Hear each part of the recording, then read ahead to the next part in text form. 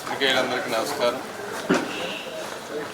మీ అందరికీ ఒకటే, ఏ వంక లేనట్టు డొంకెట్టుకున్నాడని రామానాయుడు గారు చేస్తున్న అభివృద్ధిని చూడలేక ఓర్వలేక కొన్ని పత్రికలు వాళ్ళకి నచ్చినట్టు రాసుకుంటున్నారు.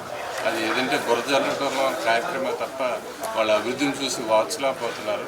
2014-19 జరిగిన అభివృద్ధి తప్ప, మళ్ళీ 2024లో జరుగుతున్న అభివృద్ధి తప్ప 19-24 మధ్యన ఏ విధమైన అభివృద్ధి జరగలేదు.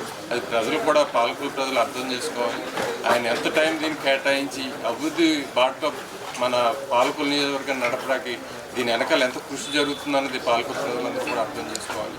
మీకు రాబోయే 4 ఏళ్ళలో కూడా పాలకుల్లో అభివృద్ధికి నోచుకొని గ్రామం కనపడదని నేను కంఠపదంగా మా కూటమి ప్రభుత్వంతో తెలియజేస్తున్నా.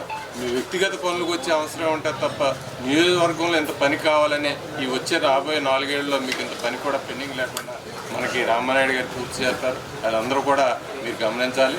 ఇక్కడున్న వాళ్ళకున్న ఒక్కరి బుద్ధితో చూసి ఆ ఒక్కరి బుద్ధి రాతలే రాస్తున్నారు తప్ప అభివృద్ధి చూసి ఓర్వలేకపోతున్నారు. అది మీరందరూ కూడా పాలకుల ప్రజలు గమనించాలి. అలాగే కూటమి ప్రభుత్వానికి ఇంత సహకారం, రామానాయుడు ఇంత అభివృద్ధి బాటను నడుపుతున్నందుకు, ఇంత అభివృద్ధికి ఇంత టైము, నిధులు ఆయన కృషి చేసి తెస్తున్నందుకు ప్రత్యేకంగా ఆయన కూటమి ప్రభుత్వాన్ని అభినందించడం జరుగుతుంది. Thank you.